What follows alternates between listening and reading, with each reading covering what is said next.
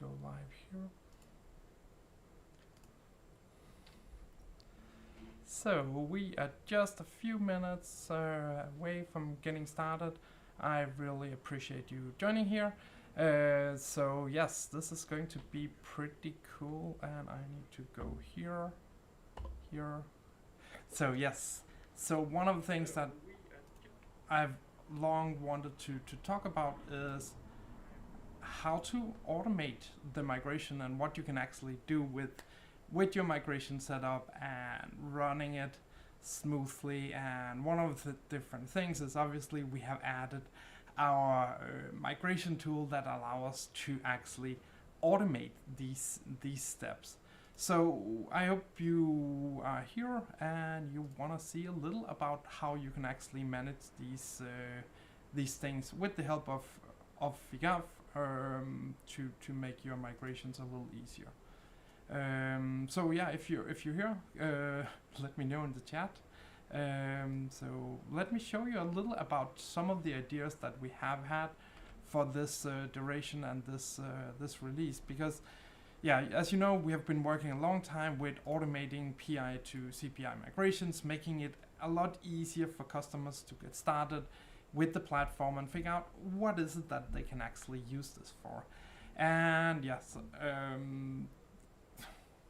we obviously got a number of feedback on how we can actually improve these scenarios, what is it that we're creating. And one of the things that I often hear as well, if you're generating these iFlows, can we actually make them any better? So cool, thanks Gary for joining. Good, so let's see here, let me show here. Top. So I'm here. I forgot to turn on the light. Let me do that so you can actually see me maybe. So this is the iFlows that we are generating, or this is the FIGAF tool. We have connected it to the PI system, and we want to create a new migration. So let's start here with selecting this, which will be invoice.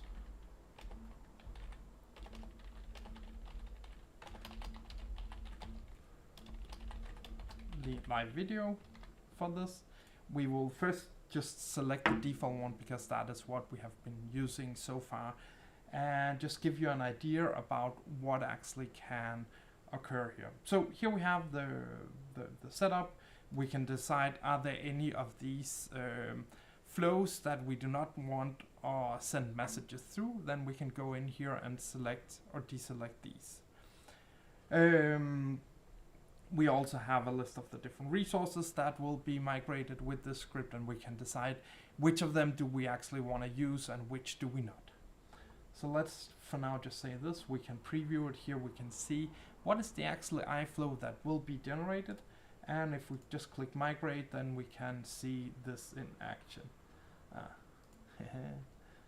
So it has, let's see here, someone has been using this package. And always an extra layer of fun to go in and edit something. Do you want to close the previous session? Yes.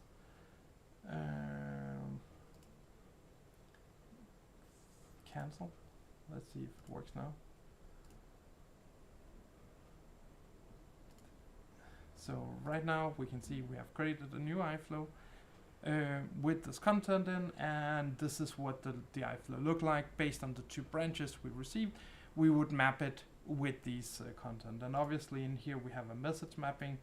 This message mapping has a function library, and this has automatically been migrated into a Groovy script. So if you can find it here, read the script here. So here we can see that the script that has been migrated automatically of scripting requirement in iFlow as well. I hope this is what you're looking for, that you are able to take function libraries, or is that anything else that you're looking for in terms of the scripting capabilities? Or what is actually you're looking for with script. So here we're just taking mappings and creating them smoothly. Anyway, this was the old approach. This is what we have been having for a number of years. But the new thing I want to show you is our beta approach here. Here we can select we want to have one. We just use the default one, which is no retry. Let's check here, and we can preview here. So here we can see the iFlow that's being generated. But now it has 2 local processes and an exception handling process. So that's all good. And we can then click migrate. And now we're actually migrating this in the background, and we can reopen the iFlow that we have generated here. And we can see this iFlow is being generated, that you can see the messages that is being processed here. It goes into exception handling. Here we have a multi-mapping that is also works. And then we have the exception handling. Here we have defined a pre-delivered script that you can use, but you can obviously also adjust it to your own need, so it matches the requirements that you would have for such scenarios, if that makes sense. The idea is obviously to make it as smooth as possible. So we come with a script here that you deploy on your system, and then you can obviously update it as you learn more about what type of errors you're receiving, etc.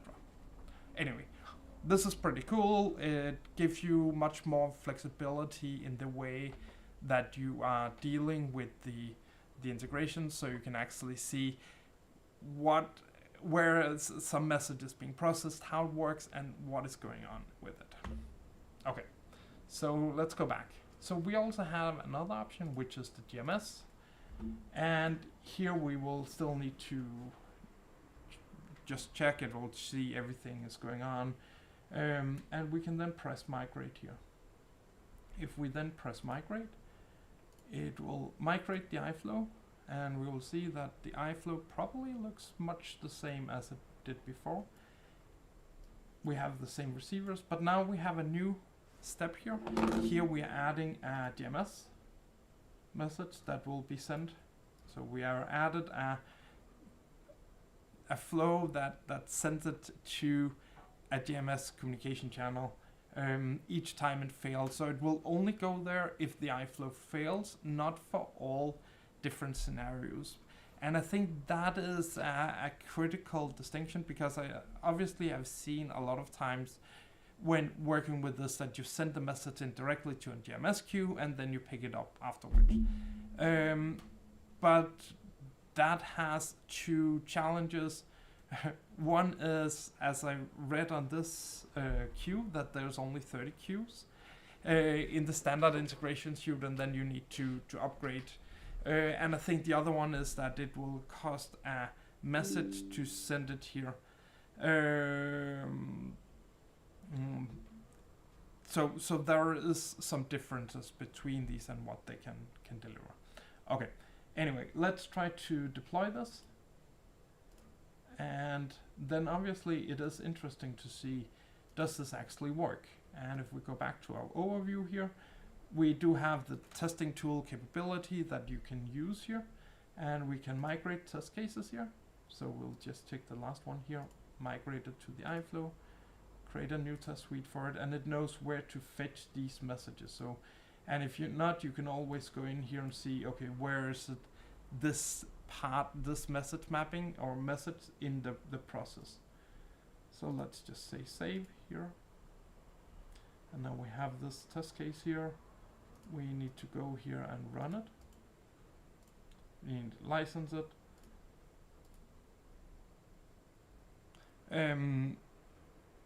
I hope this makes sense. So obviously now we have licensed it. The message will be sent if the iFlow is running. So let's view the result here.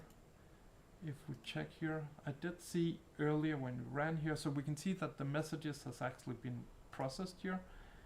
And if we look at the payloads here,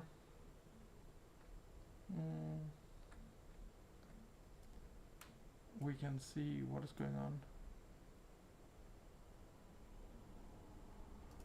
You can see here, we're getting some errors, which is, I guess, is good enough. If we look at the details here, we can see that there's just a timestamp, so we can easily just go in and ignore that. process full comparison. So now we can see everything works out smoothly. I think earlier today we ran into some problems with the monitoring API. Maybe that is what is causing this, that we cannot fetch the messages. But the idea here is that you can actually test it, manage and run it, and you have really good generated iFlows.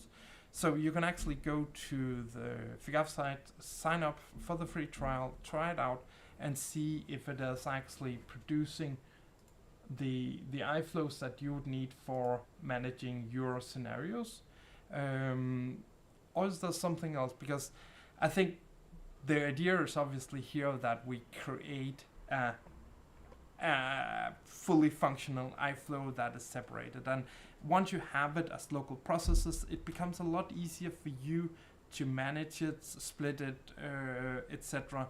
And once you can easily add your own error handling processes to these things now, because it's like it is. But obviously we'll continue involving this. Get your input on how you think we can actually improve these capabilities, making it easier to deliver the integration and figure out what is going on. So I hope you like this. You can see some of the coolness and the capabilities of how you can actually manage these things in a simple way. So yes, thanks for joining. If you have questions along the way, you should probably have put them in before. We do host a webinar in a short period of time. Let's put that one into the chat.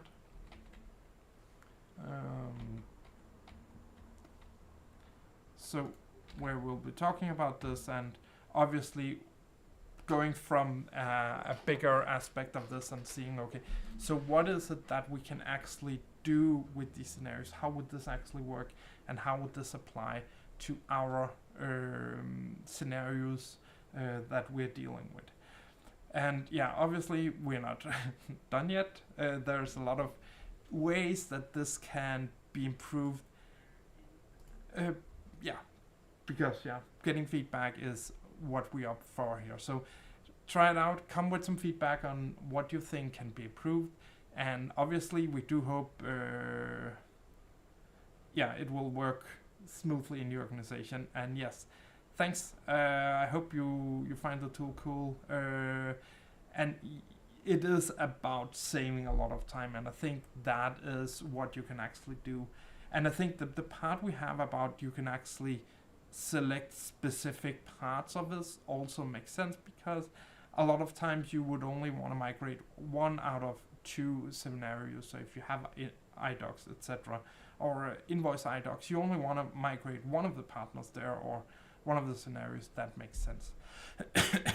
So one thing we obviously would also be looking into with customer partners is handling EDI, because I think that is going to be a lot different than what we have done so far, because I guess there you want to create separate iFlow for each partner message somehow, or each message, and have a way to manage this. So I think that is going to be one of our cool upcoming projects that we'll be participating in. And yes, it does also take care of externalizations. So when you look at this this here, you can see all the externalized parameters. They also generated. Obviously, you would probably migrate from the dev system to the dev CPI tenant. When you're using the FIGAF tool to transport, you can also replace host names in it, so you do not need to remember all of these host names when migrating, which makes things a lot smoother, because you don't need to remember all of these different things. So that's one of the things that is going into this, and just trying to look at it from a developer perspective. What is it that you're spending a lot of time on? How can we automate these things so you do not need to spend time on that, and actually can be spending time on the things that matters for the project. So that was what I wanted to cover. I hope you want to join my webinar later this month on this topics. So yes, I want to end the streams now, if I can do that. So end stream. And